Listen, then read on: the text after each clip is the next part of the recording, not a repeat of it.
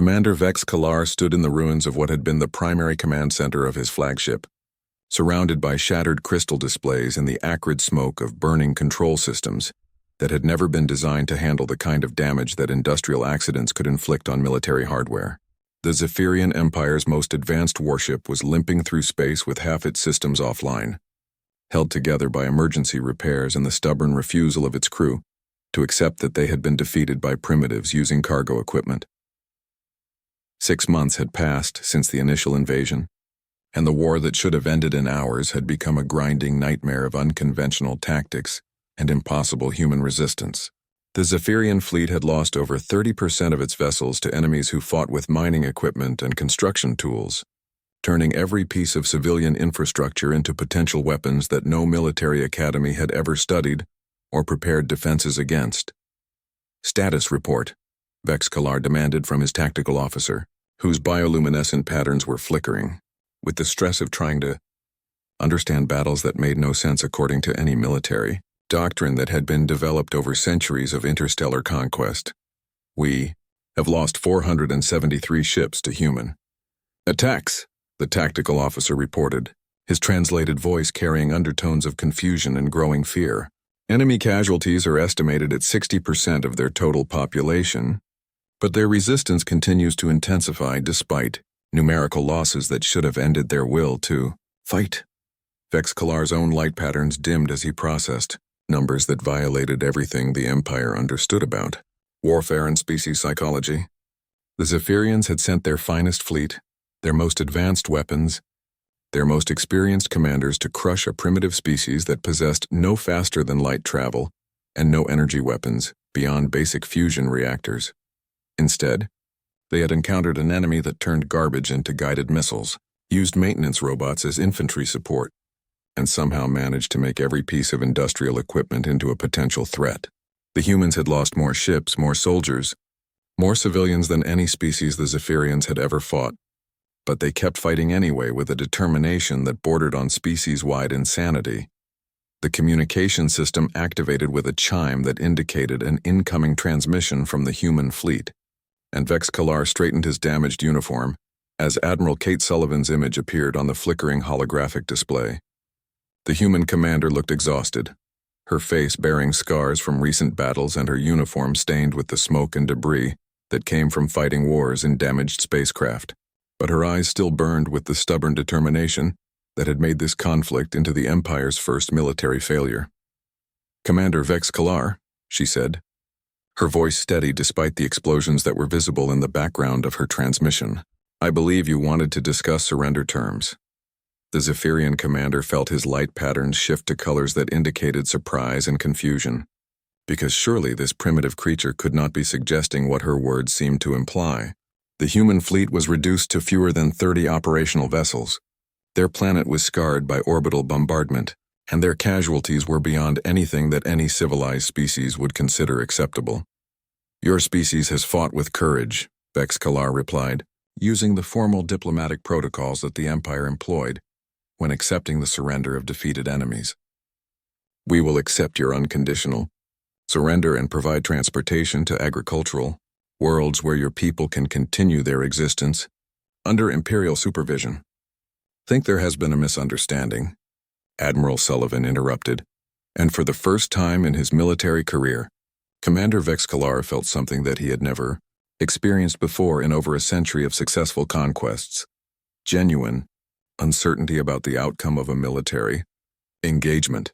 "You have lost nearly half your fleet fighting a species that did not even have faster-than-light travel when this war began," the human admiral continued, leaning forward in her command chair with an expression that suggested she was enjoying the conversation, despite the ongoing destruction of her civilization. "Your ground forces are being defeated by construction workers with power tools.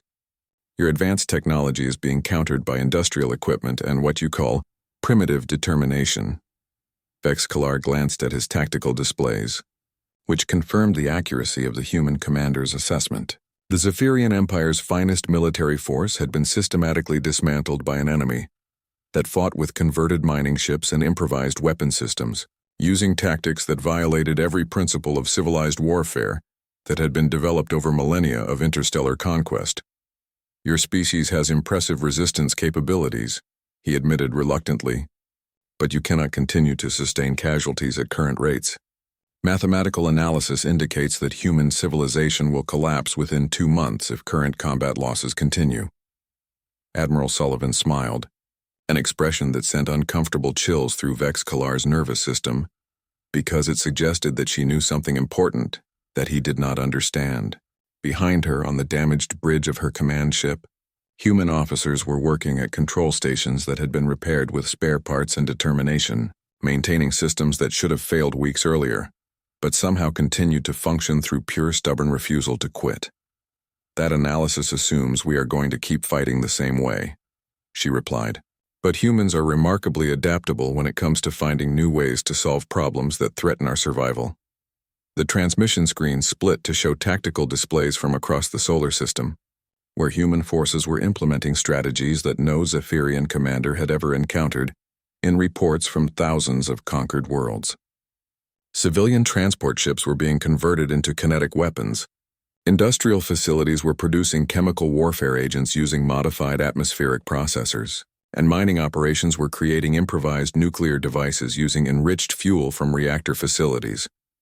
We have been fighting you with whatever equipment we had available when the war started, Admiral Sullivan continued. Construction tools, mining equipment, civilian infrastructure that we turned into weapons because we had no choice. But 6 months of combat has taught us a great deal about your technology and your tactical limitations. She paused, letting her words register while Vex Kalar studied intelligence reports that painted an increasingly disturbing picture of human adaptive capabilities. The primitive species had been learning from every engagement, modifying their industrial processes to produce more effective weapons and developing new tactics that exploited weaknesses in Zephyrian defensive systems that had been considered impregnable. So here is my offer, Commander, she said, her voice carrying the authority of someone who had spent months fighting against impossible odds and somehow managed to survive. You withdraw your forces from human space immediately, and we will not follow you home to show your empire. Exactly what happens when an entire industrial civilization decides that your species represents an existential threat to human children. The bridge of the Zephyrian flagship fell silent except for the humming of damaged life support systems and the occasional spark from control panels that were being held together by emergency repairs. Around Vex Kalar, his crew waited for orders while their bioluminescent patterns flickered with uncertainty and what might have been fear. For the first time in the Empire's recorded history, their strongest army had been stopped not by superior technology or overwhelming numbers, but by a species that was too stubborn to understand when they were supposed to surrender. The humans had turned their entire civilization into a weapon system and fought with industrial equipment as if it were military hardware, creating tactics that no conventional military force had ever been trained to counter. Your terms are unacceptable, Vex Kalar replied automatically, but his voice lacked the confidence that had carried him through decades of successful conquests. Then we continue fighting, Admiral Sullivan said simply. And in another 6 months you can explain to your empire why their finest fleet was defeated by humans using construction equipment and mining tools. The transmission ended, leaving the Zephyrian command bridge in silence that stretched for long minutes while Vex Kalar considered options that all led to conclusions that violated everything he understood about military hierarchy and imperial prestige. His fleet was being systematically destroyed by enemies who fought without honor, using civilian technology as weapons and treating their entire industrial infrastructure as military assets. 3 days later, the Zephyrian fleet departed the Sol system under cover of a tactical withdrawal that would be recorded in Imperial military archives as a strategic repositioning to more favorable engagement parameters. The official reports recommended that human space be classified as a restricted zone, pending further analysis of their unconventional warfare capabilities. Admiral Kate Sullivan stood on the observation deck of the rebuilt Omega Station. Admiral Kate Sullivan stood on the bridge of what remained of her command ship, watching through reinforced windows as Earth burned in the distance with fires that could be seen from orbit. The Zephyrian response to human victories on Mars had been swift and merciless, their main fleet moving into Earth orbit and systematically destroying every major population center with plasma bombardments that turned cities into lakes of molten glass. 2 billion humans had died in the first day of the orbital assault. Their lives ended by alien weapons that operated on principles beyond human understanding. But humanity had not surrendered, despite casualties that should have broken any species' will to fight. The surviving human fleet was reduced to fewer than 50 operational vessels, most of them damaged and held together by emergency repairs that would have been considered unsafe for civilian cargo hauling. Kate's own ship had taken direct hits from alien plasma cannons, and half her crew was working in vacuum suits because hull breaches had made entire sections uninhabitable. "Admiral, we have confirmed locations on the Zephyrian command vessels," reported Lieutenant Colonel Ryan Pierce from his tactical station, which was now a collection of portable computers connected by cables that snaked across the damaged bridge floor. "They are maintaining formation exactly 200,000 kilometers above Earth's North Pole, using our planet's gravitational field to anchor their position while they coordinate the surface bombardment."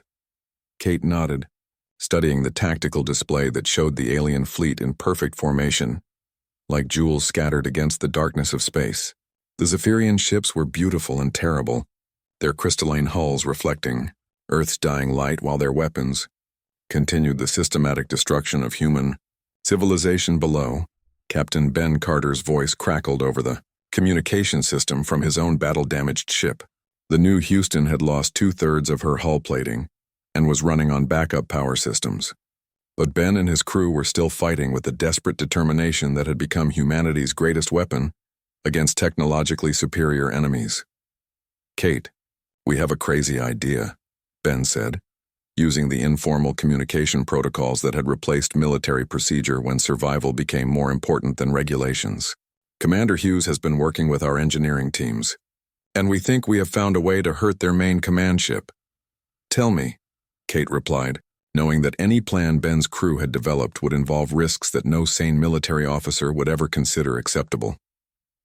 "We are going to ram their flagship," Ben said, as if he was discussing cargo delivery schedules instead of a suicide mission against the most heavily defended target in the solar system. Kate felt her stomach tighten at the words, but she had learned to listen when her captains proposed tactics that violated every principle of conventional warfare. Human forces had achieved their only victories by fighting in ways that no alien military analyst had ever studied, using industrial equipment and civilian infrastructure as weapon systems that defied all logical military doctrine. "That ship has shields that can deflect battleship-class weapons," Kate pointed out.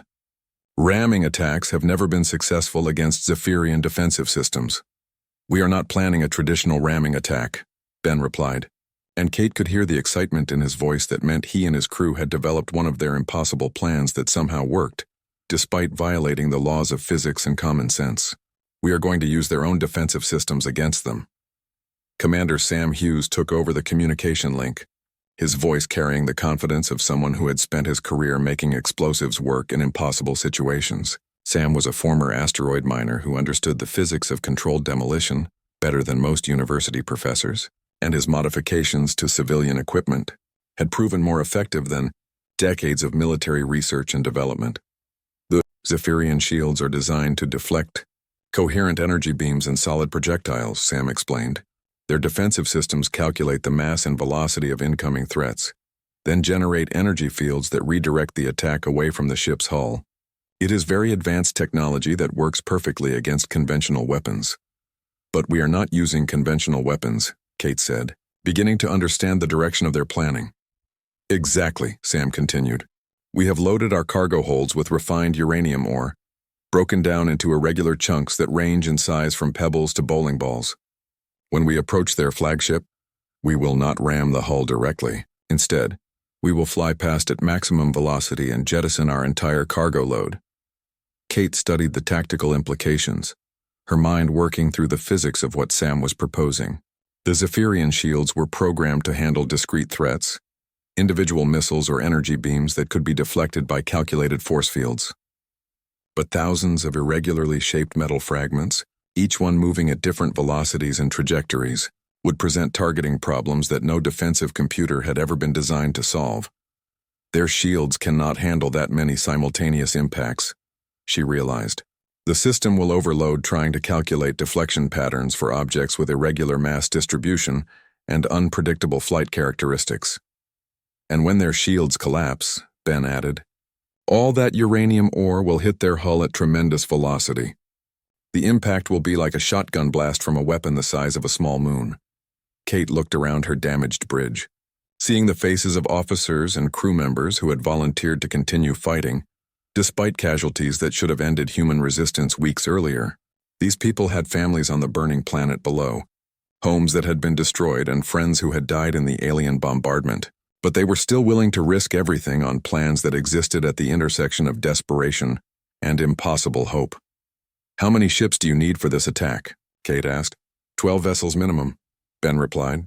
We need enough cargo capacity to overwhelm their defensive systems, and enough ships to ensure that some of us survive long enough to deliver the payload. Kate nodded, knowing that she was authorizing a mission that would probably kill everyone involved, but also knowing that conventional military tactics had already failed against enemies who possessed overwhelming technological advantages. Human forces had achieved their only successes by fighting dirty, using industrial equipment as weapons and civilian infrastructure as military assets in ways that no alien commander had ever encountered. All ships, this is Admiral Sullivan, she broadcast on the Fleet Communication Network. We are implementing Emergency Protocol 7. All vessels with cargo capacity will rendezvous at coordinates that are being transmitted now. We are going to show these aliens what happens when you threaten humanity's children. The attack began 6 hours later, as 12 human ships accelerated toward the Zephyrian flagship at maximum velocity, their engines burning fuel at rates that would have been considered criminally wasteful during peacetime. The alien defensive systems detected the incoming threat and calculated intercept solutions, preparing to destroy what appeared to be another desperate suicide attack by primitive vessels that posed no real danger to advanced military technology. Captain Ben Carter sat on the bridge of New Houston, watching his instruments as the massive alien command ship grew larger on his screens. The Zephyrian flagship was 3 kilometers of crystalline perfection, its hull reflecting starlight like a piece of jewelry that had been designed by angels and built by gods. But Ben was no longer intimidated by alien superiority. All ships, prepare for cargo jettison on my mark, he broadcast to the other human vessels that were approaching the alien flagship in formation. Remember, we are not trying to ram their hull. We are trying to deliver a package that their computers cannot handle. The Zephyrian shields activated as the human ships closed to attack range. Energy fields powerful enough to deflect weapons designed to destroy planets. But the alien defensive systems had been programmed to handle conventional military threats, not industrial accidents caused by desperate humans who were willing to turn cargo hauling equipment into weapons of mass destruction. Mark, Ben commanded. 12 human ships simultaneously jettisoned their cargo holds, releasing thousands of tons of refined uranium ore into space at tremendous velocity. The metal fragments spread out in an expanding cloud of irregular projectiles, each piece following a slightly different trajectory as they approached the alien flagship's defensive perimeter, the Zephyrian shield. Generators attempted to calculate deflection patterns for thousands of simultaneous impacts, but their computers had never been designed to handle targeting problems involving so many objects with irregular mass distribution and unpredictable flight characteristics. The defensive system overloaded within seconds, its energy fields flickering and failing as processing systems crashed under computational loads that exceeded their design parameters. The uranium ore struck the alien flagship like a metallic hailstorm, thousands of high-velocity impacts that shattered the crystalline hull and sent shockwaves through internal systems that had been designed to withstand energy weapons, but not industrial accidents. Dr. Angela Davis had been working for 72 hours straight in the underground research facility beneath Luna Colony, surrounded by computer screens showing alien technology analysis and empty coffee cups that marked her desperate progress through problems that should have taken months to solve. The Zephyrians had destroyed most of Earth's surface military installations in their first major attack, reducing the proud defense platforms to expanding clouds of debris and twisted metal. But the hidden research stations on Luna continued to function behind kilometers of rock and steel. Angela was a xenobiology specialist who had spent her career studying theoretical alien life forms that everyone assumed would never actually visit Earth. But now she was trying to understand real enemies who were systematically destroying human civilization with weapons that operated on principles her textbooks had never covered. The alien plasma rifles created energy fields that could slice through tank armor like paper, and their personal shields deflected every conventional weapon that human forces had managed to bring against them. Dr. Davis, "We have new battlefield footage from the Mars colony," reported her research assistant Kevin Liu, a young man who had volunteered to help with the analysis despite having no formal training in xenobiology. Kevin was a mining engineer who understood industrial processes better than most people understood their own families, and his practical knowledge was proving more valuable than years of theoretical study. The holographic display showed scenes from the Battle of New Shanghai, where Zephyrian ground forces were advancing through the abandoned mining facilities with mechanical precision. The alien warriors stood 3 meters tall in their powered armor suits, moving in perfect formation while their weapons cut through human defensive positions without slowing down. Each Zephyrian soldier was protected by personal energy shields that made them nearly invulnerable to conventional firearms and explosive devices.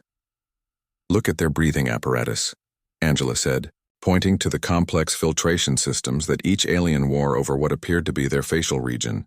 "They are not adapted to breathe standard Earth atmosphere, which means they require specific environmental conditions to function at full efficiency."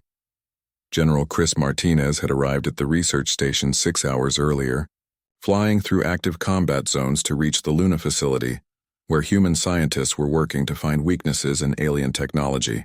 Chris was a career infantry officer who had spent 30 years fighting human enemies with human weapons, but he was smart enough to listen when specialists explained problems that were completely outside his military experience. "What are you thinking, Doctor?" Chris asked, studying the images of alien troops that looked like they could walk through anything the human military could throw at them. "The Zephyrians are adapted for warfare against other energy-based civilizations," Angela explained, calling up comparative analysis charts that showed how alien weapons and defenses were optimized for specific types of combat. "Their shields can deflect laser beams and particle weapons. Their armor can absorb tremendous amounts of kinetic energy from projectile weapons. But look at this environmental data." She highlighted readings from the alien-controlled areas of Mars, where atmospheric processors had been working for decades to create breathable air for human colonists. The Zephyrian forces were operating in those areas without difficulty, but their movement patterns suggested they were avoiding regions where industrial activity had changed the local atmospheric composition. "They need clean air with specific chemical ratios to maintain combat effectiveness," Angela continued. "Change the atmosphere composition in a localized area, and their performance drops dramatically because their filtration systems cannot handle complex industrial pollutants." Kevin looked up from his computer terminal where he had been analyzing industrial capacity reports from human colonies throughout the solar system. Most of the major manufacturing centers had been destroyed in the first week of fighting, but hundreds of smaller facilities were still operational, producing everything from construction materials to chemical processing equipment. "We have sulfur dioxide generators at the mining stations, industrial solvents from the chemical plants, and atmospheric processors that can be modified to produce any gas mixture we need," Kevin reported. "If we can get the equipment to the right locations, we can turn entire battlefield areas into environments that the aliens cannot handle." Angela nodded, her mind racing through possibilities that no military strategist had ever been trained to consider. Human industrial civilization was built around processes that created massive amounts of chemical byproducts, waste heat, and atmospheric pollution that had been contained through careful engineering. But those same industrial processes could be weaponized if someone was creative enough to ignore safety regulations and environmental protection standards. "We are not going to fight them with military equipment," Angela said slowly, the pieces of a desperate plan coming together in her mind. "We are going to fight them with everything humans have built over the past 2 centuries of industrial development." 3 hours later, Colonel Danny White was leading his troops through the abandoned mining tunnels beneath the Mars surface, carrying equipment that would have confused any conventional military analyst. Instead of standard assault rifles, his soldiers were armed with pneumatic nail guns that had been modified to fire depleted uranium slugs at velocities that could punch through alien armor. Instead of fragmentation grenades, they carried containers of industrial solvent that could eat through crystalline hull materials in seconds. Danny was a combat engineer who had spent 15 years building things and then blowing them up again, but he had never expected to fight aliens using construction equipment and mining tools. His unit was composed of volunteers from the Mars colony workforce, men and women who understood industrial machinery better than they understood military tactics, but who had learned to fight with whatever weapons they could improvise from available materials.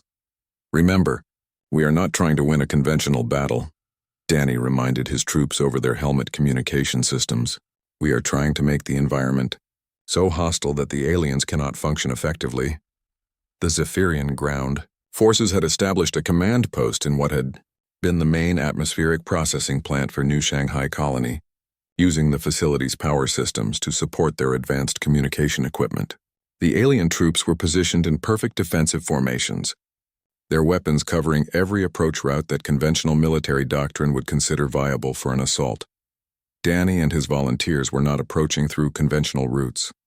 They were moving through maintenance tunnels that had been built to service the atmospheric processing equipment, carrying industrial chemicals and modified construction tools through passages that no military engineer had ever bothered to fortify against attack. Phase 1. Initiate atmospheric modification, Danny ordered. Throughout the facility, human volunteers activated industrial equipment that had been modified to produce the most toxic atmospheric mixture that chemical engineers could design in 6 hours of desperate work. Sulfur dioxide poured from ventilation systems, industrial solvents created acid fog that ate through metal surfaces, and atmospheric processors began converting the local air into a chemical mixture that was deadly to both humans and aliens.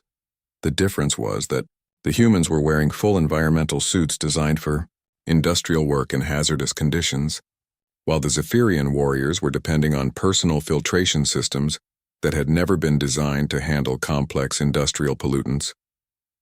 Within minutes, the alien defensive positions began to break down as their troops struggled with equipment failures and reduced combat effectiveness. The Zephyrian warriors were still dangerous, their weapons still functional, but they were no longer the unstoppable force that had been conquering planets across the galaxy. Phase 2. Commence industrial warfare, Danny commanded. His volunteers emerged from the maintenance tunnels like miners coming up from underground shifts, carrying pneumatic tools and chemical dispensers instead of conventional weapons.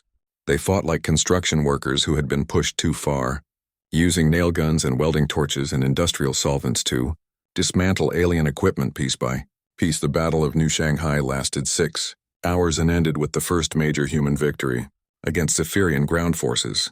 The alien troops retreated to orbit, their combat reports filled with descriptions of an enemy that fought without military honor and used civilian infrastructure as weapon systems. Commander Vex Kalar read those reports in his command ship, trying to understand how his elite warriors had been defeated by what appeared to be industrial workers with power tools. The humans were not fighting like any species the Zephyrian Empire had ever encountered, and their tactics made no sense according to any military doctrine that had been developed over centuries of interstellar conquest. "These creatures do not understand proper warfare," he reported to the High Command. "They treat their entire civilization as a weapons system and fight with tools that no civilized species would consider appropriate for military use." Captain Ben Carter had never expected to die in space, even though he had been flying cargo ships between Earth and the outer colonies for 15 years before the war started.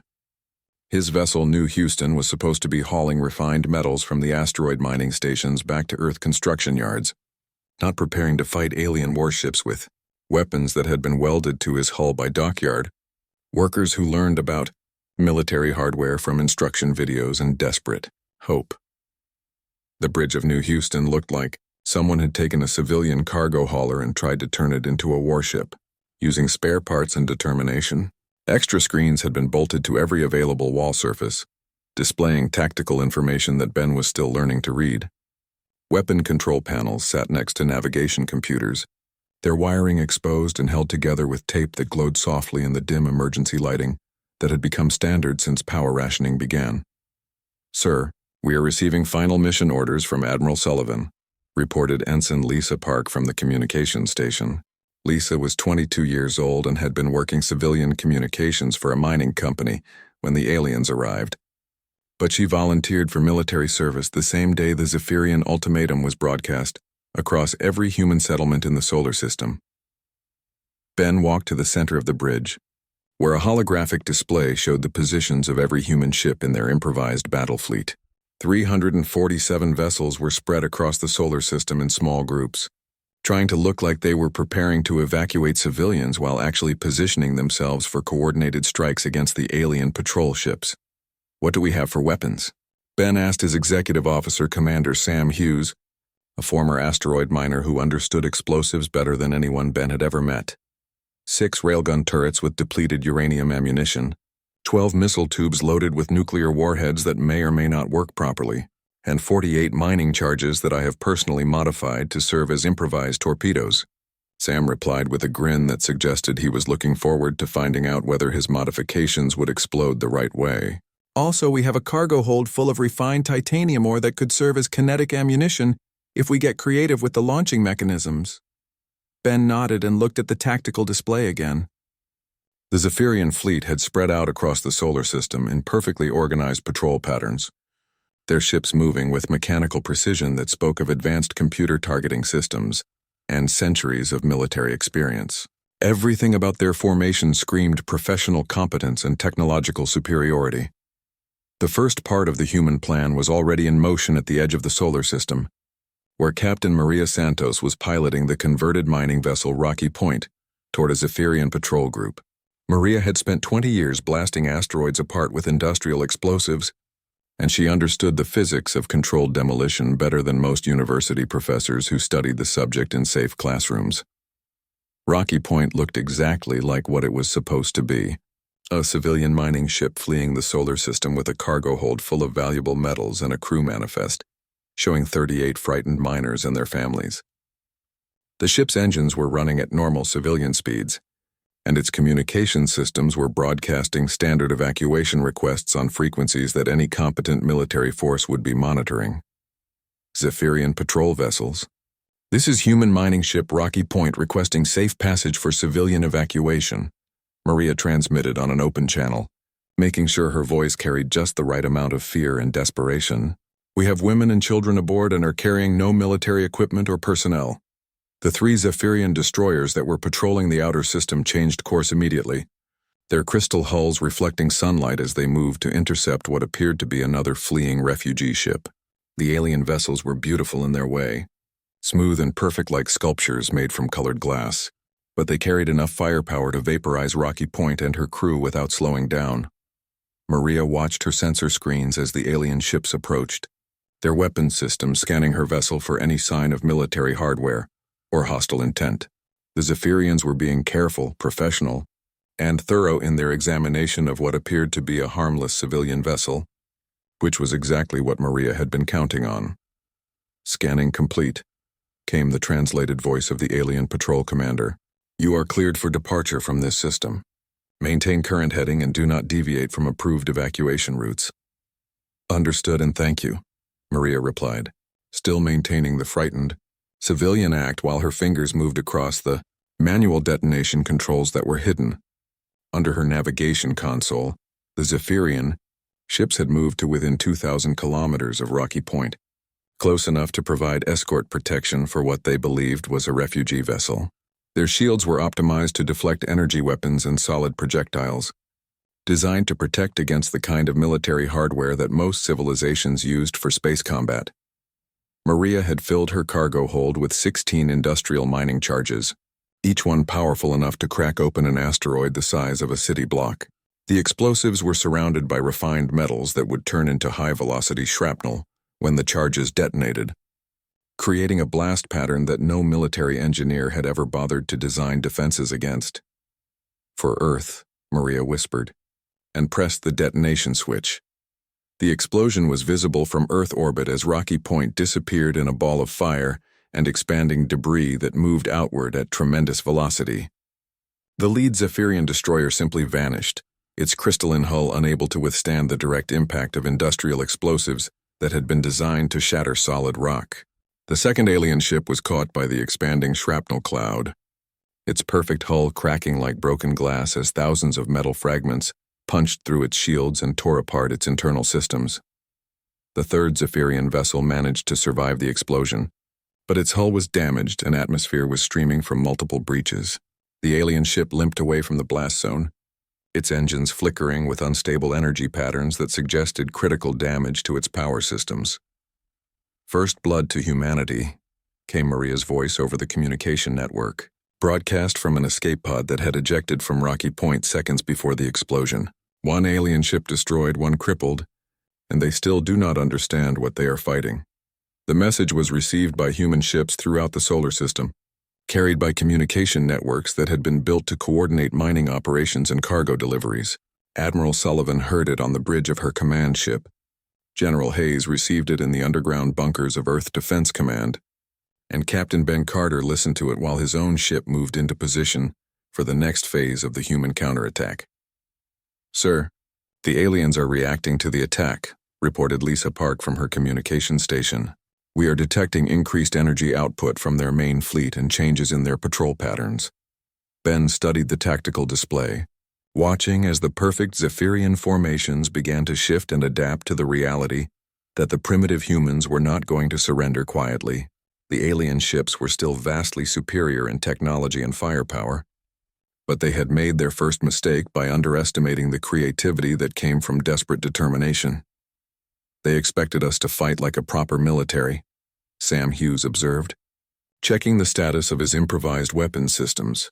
"They brought equipment designed to defeat energy weapons and missile attacks from conventional warships. But we are not a conventional military," Ben replied, thinking about the modified mining equipment that filled his cargo hold and the civilian engineers who had volunteered to serve as weapons operators despite having no military training. "We are whatever we need to be to survive." The New Houston and her sister ships continued their approach toward the inner system, where the main Zephyrian fleet was beginning to realize that they were not fighting the kind of enemy their tactical computers had been programmed to defeat. The aliens had brought their strongest army to crush a primitive species that should have surrendered after the first demonstration of superior firepower. Instead, they had found humans who were willing to turn their entire industrial civilization into weapons and fight with tools that no military academy had ever studied. The war was just beginning, and both sides were about to learn lessons that would be written in fire across the darkness between the stars. The stars looked different that morning when Admiral Kate Sullivan stepped onto the bridge of Earth Defense Platform Omega, her coffee still steaming in the metal cup she carried everywhere during her 30-year career in space defense. The automated systems had been screaming warnings for 6 hours straight, red lights flashing across every console as sensors picked up massive energy signatures at the edge of the solar system. Kate had seen many false alarms in her time: solar flares that confused the equipment, asteroid impacts that looked like enemy ships on long-range scans. But this time felt different in a way that made her stomach twist with cold fear. Lieutenant Commander Jake Morrison looked up from his station with eyes that had not seen sleep for too long, his uniform wrinkled and his hands shaking slightly as he adjusted the sensor readings on his screen. Jake was one of the best communications officers in the Earth Defense Force, a young man from Texas who could make any radio system work even when half the components were fried and smoking. But right now he looked like he wanted to be anywhere else in the galaxy. "Admiral, we have confirmed visual contact," Jake said in a voice that tried to sound calm but cracked slightly on the last word. "The objects are definitely artificial, definitely not human, and definitely heading straight for us." Kate set down her coffee cup and walked to the main display screen, her boots clicking against the metal floor of the command center. The image that appeared made her breath catch in her throat like ice water. Dozens of ships hung in the darkness of space, each one shaped like a crystal that had grown in some alien garden, their surfaces reflecting starlight in patterns that hurt to look at directly. The ships were beautiful in a terrible way, smooth and perfect and completely unlike anything humans had ever built with their rough metal hulls and exposed engine components. "How many?" Kate asked, though she was already counting the bright dots on the screen and not liking the numbers that were adding up in her head. 2,047 vessels. "Admiral," reported Lieutenant Colonel Ryan Pierce from the tactical station. Ryan was a career military man who had worked his way up from enlisted ranks, a soldier who understood weapons and tactics better than anyone Kate had ever served with. But his face was pale as he read the numbers from his instruments. "The largest ships are over 3 kilometers long and showing energy output that exceeds anything in our database." Kate nodded slowly, her mind already working through the mathematics of the situation. Earth had 347 ships that could be called warships if someone was being very generous with the definition. Most of them converted cargo haulers with weapons bolted onto the hull wherever there was room. The alien fleet outnumbered humanity 6-1, and that was before considering the obvious technological advantage that let them travel between stars while humans were still struggling to build reliable fusion reactors. "Put me through to Earth Command," Kate ordered. "Priority Alpha channels." The screen flickered and showed the face of General Peter Hayes, the overall commander of Earth Defense Forces and a man Kate had known since they were both junior officers, serving on the first Mars colony ships. Peter looked tired in the way that came from too many years of preparing for a war that everyone hoped would never come. His gray hair cut short in military style, and his uniform bearing the scars of a dozen emergency meetings. "Kate, please tell me this is another sensor malfunction," Peter said before she could speak. "Afraid not, General," Kate replied. "We have confirmed alien contact, and they brought enough firepower to glass every planet in the system twice over." The bridge fell silent except for the constant beeping of the sensor arrays and the low hum of the life support systems. Every person on duty was listening to the conversation that would determine whether humanity had a future, or whether this was the last day of human civilization.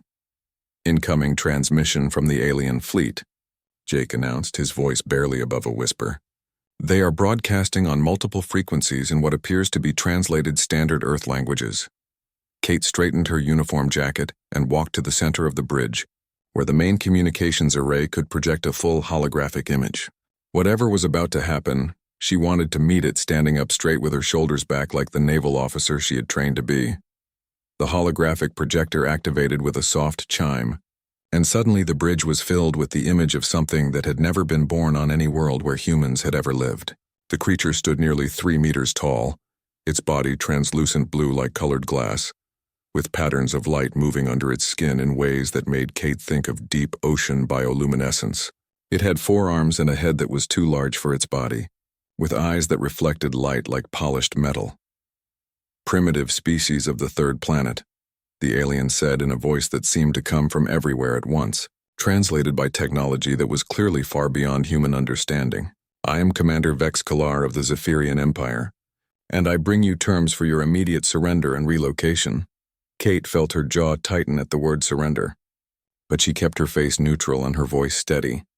She had been preparing for this moment her entire career, though she had always imagined it would involve more negotiation and less obvious overwhelming force.